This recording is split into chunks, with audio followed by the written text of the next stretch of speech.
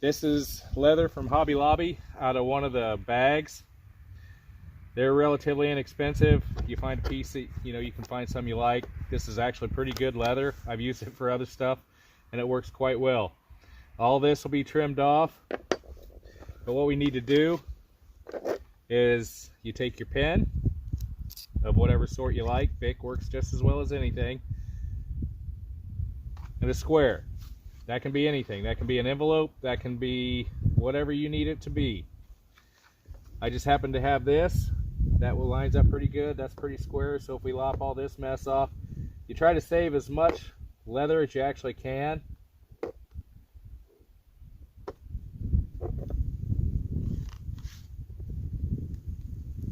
And we could mark down this, but I don't need it that big for this. We're making a pouch for a Flint and steel for somebody that's been after me to make one. I just haven't had the time yet, so I decided we're gonna do this on video. Art, hope you're happy. All right, we don't know the length of it yet, which you can pretty well guess. We go here, and if we roll it up, that'll be the front and the back, so it's going to need to be a minimum this long. And this is going to be a fold over top, so it'll probably take, if we run this whole length up, mark this whole line up with a ruler, straight edge, whatever you got, we'll go this route. Okay, we've established that this is pretty square. Nothing will be truly square, but you can get it pretty close. Leather's a little too flexible for that. Okay. Now that'll be fairly close. 3 inches if we make our pouch. Let's call it 3.5. Well, 3 3/4. We want some extra room in there. Come up here off your other line. 3 3/4.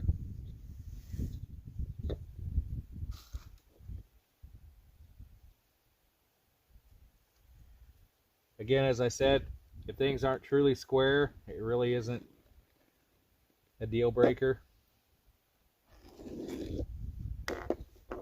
All right. Now the one thing that you either make or get a decent one, and I'll put some links up to where you can get these. I got this off Amazon. It wasn't very expensive. Again, you can use an ice pick, but I like this, and I've taken the little shoulder off pretty much with a stone, and it'll polish itself up real fast in the leather as you're knocking holes in it. But this is a steel one instead of a plated copper, and I've driven this through some stuff that just is sheer amazing. Hasn't broke. So that's a decent one. The other one, you can cut this with an X-Acto knife. Again, scissors. I've done this enough. I've gotten myself a decent pair of scissors. And the only thing that this is used on is leather or cloth. I can understand my mom screeching at us when we were kids and we'd grab her material scissors and cut paper with it. I'm surprised we lived as long as we have. After that, I kind of get it now, but, kids are kids. Okay, once you get it there, knife, scissors, however, cut out your basic shape. This is a simple fold over envelope type pouch. Nothing overly difficult. I tend to leave some of the raw edges on when I can, just because I like the look, down through here. I don't always go for the extraordinarily polished look because it gets out and abused, and I kind of want it handmade looking. I keep some of the other bits you can use for other stuff. You can take some of this, and I've taken pieces like this, trimmed it out, rolled it up, and made covers for the pointy ends.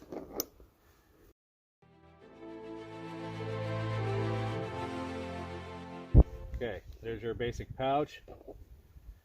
What you'll need to do is fold it up to where what you have. Your stone usually won't be much bigger than your, or shouldn't be much bigger than your steel. Okay? And I usually will keep that to where it fits fairly tight.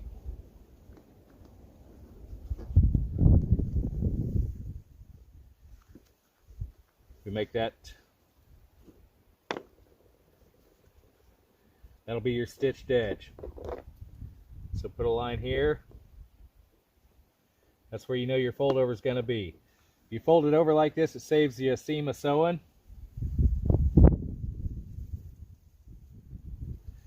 And your other thing,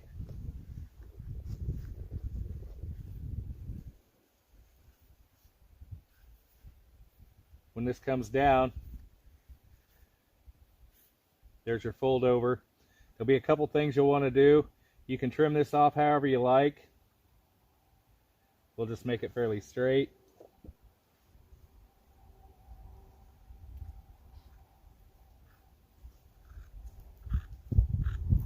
Okay, before you start sewing, we're going to tie this off.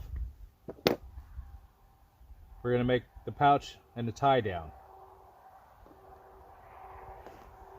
So take your pokey, come in the bottom, and drive 2 holes through. And if you drive them through fairly large, they'll shrink back up as it goes. That's why I don't ever cut holes if I can get away with it. You don't need to. And if you cut, this tears a little bit, but if you cut holes in it, that lends it to tearing a lot easier than if you just poke the holes. Then come up here. That's where your strip will come through. Come up here and poke 2 holes vertical.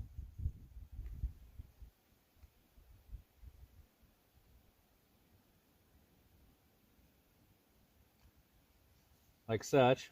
One there and one there. Just poke it through. Now you don't have to worry about that for a bit. Come up to your piece of leather.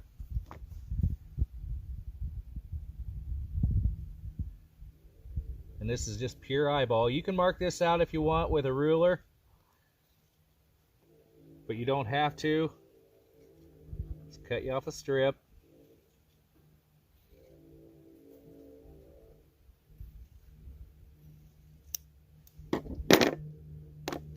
It'll come out looking like that. Your holes that you tied in here, or that you poked in here, they're already starting to close back up. Open them back up a little bit.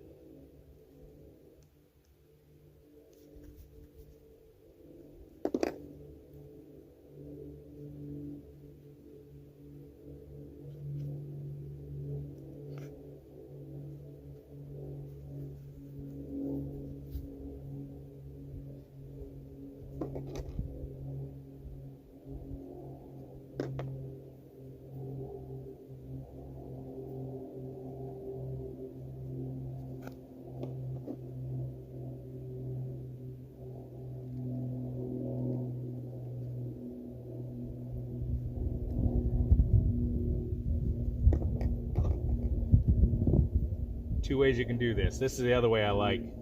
I like this actually better because it leaves an adjustable. Poke 4 holes in it.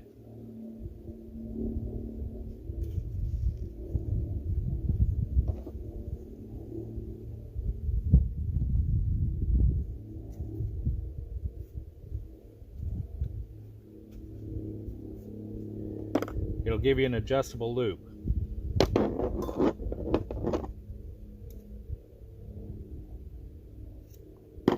Trim that off to where you can get it through, and you want the main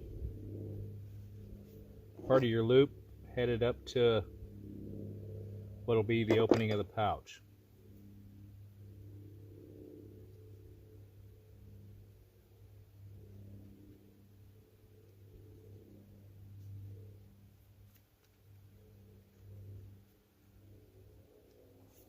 And when you get this pulled through, it can be aggravating sometimes, depending on how your cordage or how your lacing is cut. Now you can buy all the lacing and all this, The idea is to be able to do this to make it your own. If you go out and buy everything, sometimes it'll look prettier, but it's not yours. I mean, it's somebody else's idea of how it should be. So you can twist this leather up. You can twist cordage out of the leather and make this really unique, but you'd have to cut it finer. I'll show that on another video. And as you use this, as you're pulling this through and stuff, it'll smooth out to where it'll run better. And you tie a knot.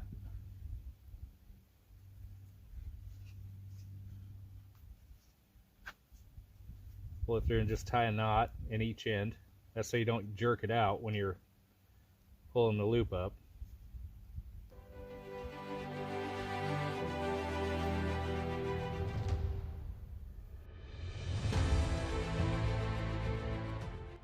That'll be the bottom of the catch. Then when this will fold down, you'll have another loop through here with a leather knot on it. This will fit over it, and you pull this tight, it'll hold your pouch closed. These sides will be sewn up. That's your top. Fairly simple, easy to do.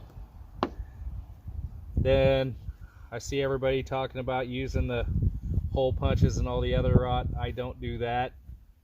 You can use some glue of some sort, the rubber cement right down the edge, hammer that together to cement it in place. Again, you don't have to. The easy thing to do is to hold it, get a wood backboard so you're not driving the point of your awl into anything but wood, because it'll wreck a tabletop. That makes people happy too. Just don't do that. Start off poking one hole, and then you can go down every 4 to 5 to an inch. Your eye's a pretty good measuring device, so you can eye it down, and if you follow the edge and go in just a little bit, you can get holes poked in it pretty clean. And just about that fast you can go down. They make tools to do this a lot faster. Again, we're trying to do this with minimal tooling right at first. You can do some basic leather work pretty easy without having all the tools and spending all the money to get some of those tools. Some of those can get kind of pricey pretty fast. And to get some leather work that you want to use, you don't need it. It makes things prettier and easier if you're doing a bunch of it, but you really don't need it. That's one side laced up. Okay, what I'll do at this point is, since I've got that side punched in, I'll hold it where it's at, and I'll punch the beginning few holes on the other side just as a marker, so when I go back I can find the holes to start sewing. And for this project I usually use bonded nylon to sew leather with most of my stuff. There's times I'll use hemp cord, and I like the hemp, and I especially if you can get it to where it's a little different color than what your leather is. I like the offset just because. Alright, now we're going to sew this. Since we pre-punched the holes, we're going to use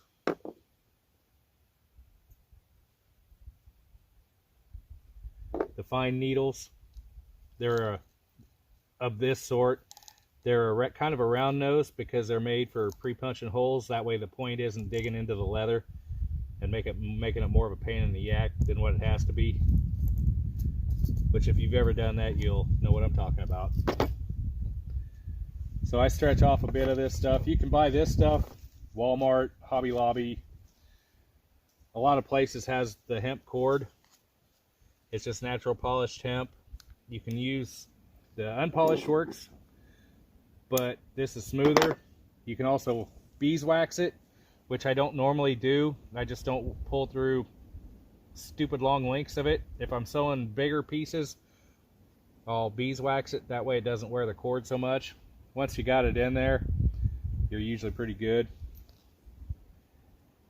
You have that. You have your needle ready to go. Like I said, this is a round needle.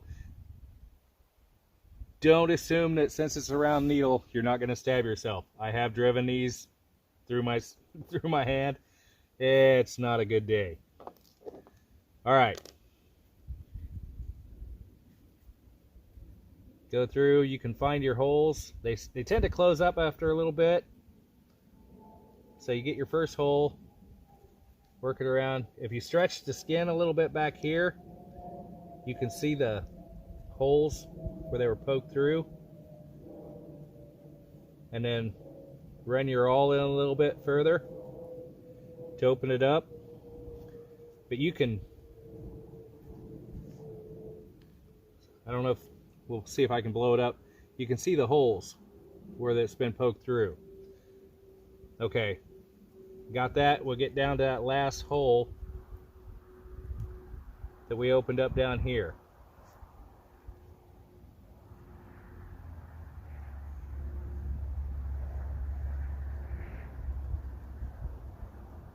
We'll run it in. And as you're right straight through, on these I'll open up the hole a little bit bigger. This is where I'm going to pull the knot through. So I want the knot on the inside. Again, this may not be exactly formed to a professional leather worker. I claim no affinity or no claims to professional leatherworking whatsoever. This is just leatherworking as I'm doing it. If this works, I know it works. So if you're a professional and you're watching, feel free to cringe. All right. Now I use the awl to line the holes up between the front and the back. If you don't glue it, that's what you're going to have to do. If you're traveling about, you know, I'll cart pieces like this around and work on them as I'm doing different stuff. All right, back through, and that's your first stitch.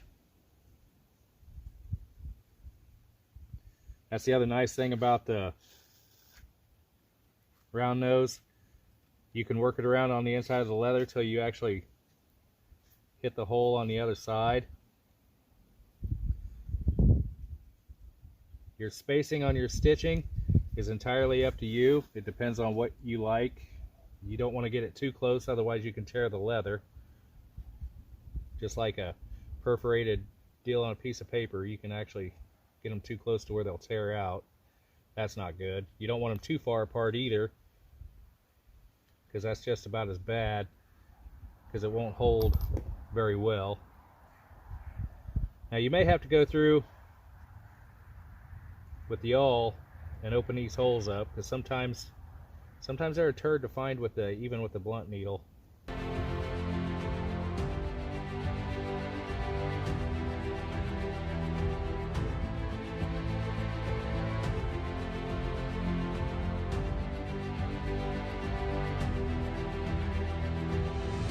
All right, once you have one side sewn all the way up and down to where it looks like that, you get down to where you need to tie it off. So what I do is go in the first hole and come out the side.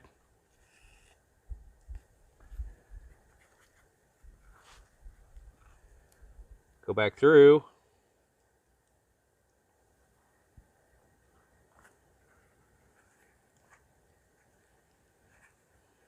To where you can get hold of it on the inside.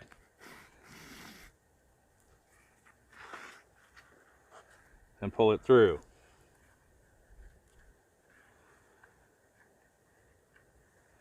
And slide it out the bottom. Get a hold of the loop around your thumb so you don't accidentally pull it back on yourself, because you don't want it tight.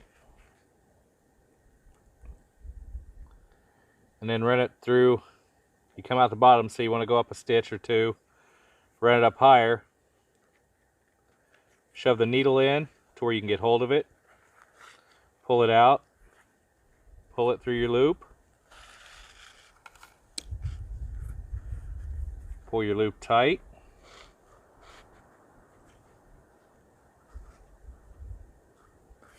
and pull this through. That forms basically a half hitch on the inside. If you do it again, come out of the bottom, you'll have a knot on the inside that usually won't come loose. And it's relatively easy to do. Not a whole lot of messing about. You can see right there's the needle and the loop.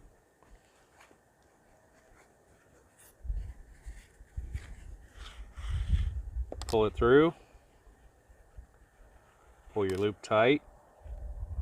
And your loop, everything will be down here in the corner.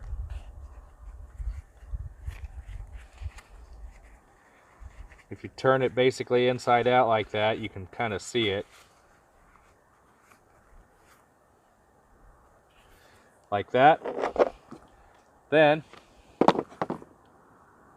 you just snip it off. Roll it back through.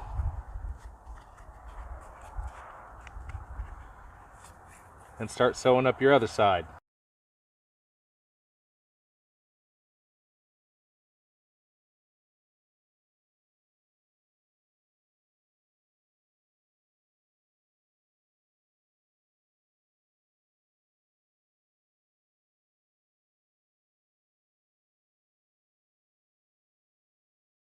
And then just do like you did the other side. Straight up the other side, back down, tie it off, and your basic pouch is done. And you can take another piece, cut you off another strip,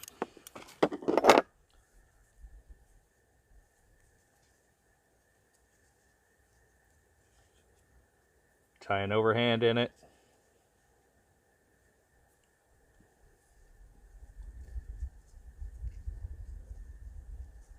and another overhand, so you've got a big knot.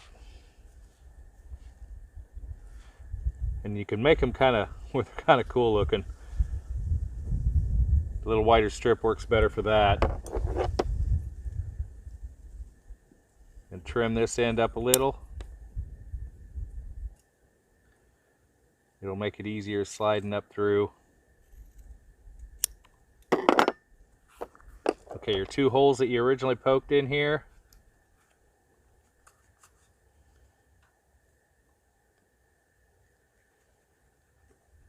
open them back up.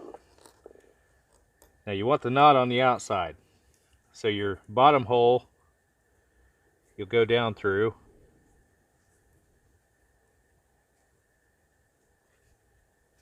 I have to open that up a little more.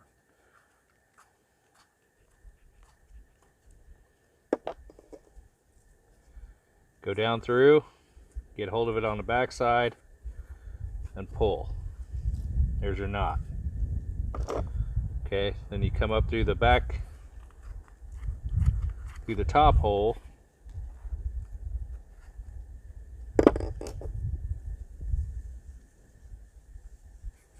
Slide it through. Sometimes easier said than done. Things don't always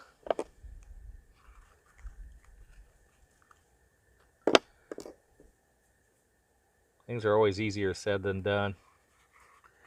But if it was stupid easy, everybody would do it, then it really wouldn't be worth doing.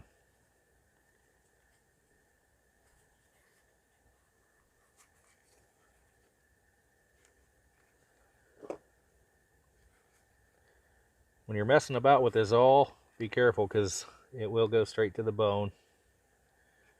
Been there, done that. Makes me happy. Okay.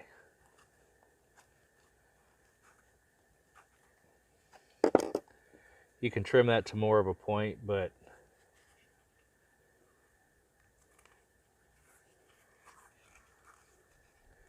I didn't.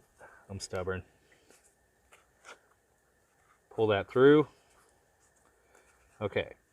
You got that worked out to your knot. And you can have a bit of adjustment in this. So if you get a bit more in there than what you like, you can open this up so it slides down a little more. What it does is that fits down. Your bottom loop fits over the knot. You can pull that tight, and it goes in behind the knot, and it holds it secure. Once that side's sewn up, that is basically the pouch right there.